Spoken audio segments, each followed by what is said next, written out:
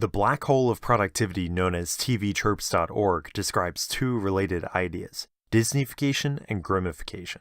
Disneyfication happens when authors and filmmakers adapt a traditional story by taking out any sex or violence to make it more acceptable for children. Grimmification is the opposite, when an author returns a folktale to its original version by adding all the gory details your grandparents supposedly took out. Even if you've never been to TV tropes, you're probably familiar with these concepts. There are plenty of movies, TV shows, and comics that present themselves not as a reimagining of a classic story, but as the authentic version. And you might have heard rumors about the original darker fairy tales that feature mutilated feet in glass slippers and little girls in red hoods turning cannibal. These tropes, Disneyfication and Grimmification, they present a dichotomy between the violent, gruesome stories of the past and their saccharine, toothless adaptations in the present. By stripping Disney movies of their PG rating, we can uncover the original, authentic stories that people have been telling each other for millennia, right? It turns out this idea is old, like older than the Brothers Grimm, and there isn't a simple trajectory from them to Walt Disney. If you didn't know, the Brothers Grimm were real people. Jacob and Wilhelm Grimm were professors, historians, and linguists in the early 19th century, and their collection of children's stories was part of a broader interest in preserving the authentic traditions of the German common folk. The introduction to the first edition of their Children and Household Tales talks about capturing pure folklore before it's lost from memory, and every story is sourced to a region where the Grimms first heard it, or to the specific person that they heard it from. Jacob and Wilhelm saw themselves as preserving traditions that German peasants had been telling each other for generations, possibly centuries.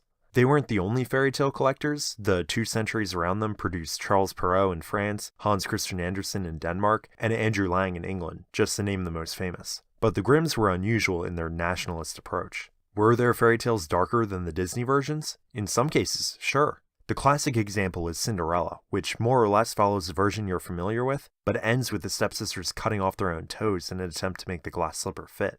But other examples are less clear-cut. In many cases, the Grimms changed their stories to make them more palatable for young children. You know, Disneyfication. In the first edition of their collection, for example, Hansel and Gretel are abandoned by their mother, but the Grimms changed it to their stepmother in later versions to make the story more child-friendly. And it's not just a matter of going further back in time to find the gruesome stories. Charles Perrault's version of Cinderella, which predates the Grimms by more than a century, didn't include the toe-cutting scene, and was fairly close to the Disney version. The story of Sleeping Beauty provides another interesting example. A couple times now I've heard people reference an original version of Sleeping Beauty where the princess isn't woken up by a kiss and in fact sleeps through rape and childbirth. But none of that shows up in the 18th or 19th century fairy tale collections. In fact, most of those versions are less violent than the Disney movie. Let's look at Charles Perrault's Sleeping Beauty. For the most part, it follows the Disney version. There's good fairies, a bad fairy, a beautiful princess, a cursed spindle, a charming prince, a cannibal mother-in-law, infanticide, and execution by poisonous frogs. Wait. I think we went off the rails somewhere. Let's go back. Okay, so the first half of the story is what we recognize, but right as Perrault gets to the happily ever after moment, a whole nother half begins, which has virtually nothing to do with the first half. In this version, the prince's mother is part troll, and her greatest desire is to eat the children of Prince Charming and Sleeping Beauty.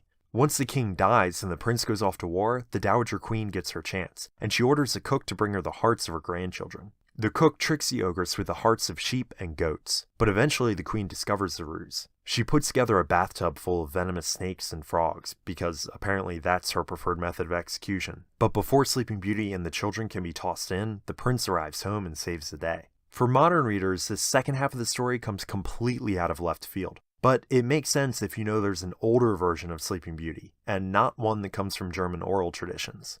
In The Pentameron, an Italian fairy tale collection that predates Perrault by almost a century, there's a story called Sun, Moon, and Talia about a lord's daughter named Talia who falls into a death-like sleep after pricking her finger on a piece of flax. In this version of the story, a king finds a woman, and, well, the author of The Pentameron doesn't describe anything, not even a kiss, but shortly thereafter Talia gives birth to twins, without waking up. When one of the babies sucks a piece of flax from her finger, Talia finally rouses and goes looking to collect some 17th century alimony. The rest of the story plays out like Perrault's version, except it's not an ogreish mother-in-law who tries to eat the kids. It's the king's wife who tries to cook the bastard children and feed them to the king. Despite the more mature circumstances of the Pentameron, the tone of the story is still pretty light, and it easily finds its way to a happy ending.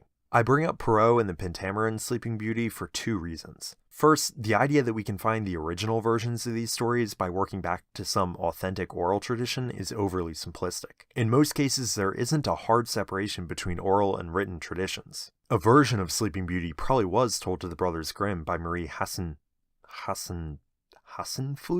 But only after passing through generations of authors and storytellers, some who wrote the story down and some who passed it orally. And these stories aren't just retold by each new generation. Even when the details are familiar, presentation and tone can change wildly with each new telling. Which brings us to reason number 2. These stories don't have a simple trajectory from dark and gritty to cheery and child-friendly. With each retelling, they're adapted to fit the morals and sensibilities of each new author. And while 18th and 19th century authors occasionally threw in some blood, that doesn't mean their stories weren't aimed at kids. And yet, we're still drawn to the idea that these stories survived, unchanged for hundreds of years before modern authors somehow corrupted them.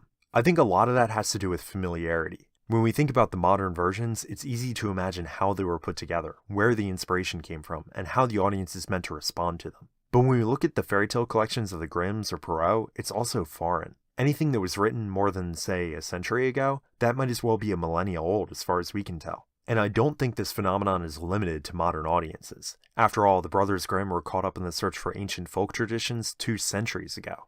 In fact, I was planning on ending this video with a deep dive into one of the Grimm's other projects to show that people were romanticizing oral traditions even back in the 1300s. But this video is already running long, and I doubt I can do that bit quickly. If you're interested in an in-depth look at a collection of laws written down in medieval Switzerland, hit me up on Twitter or Reddit, or go directly to the source, Simon Tucher's Lords' Rights and Peasant Stories.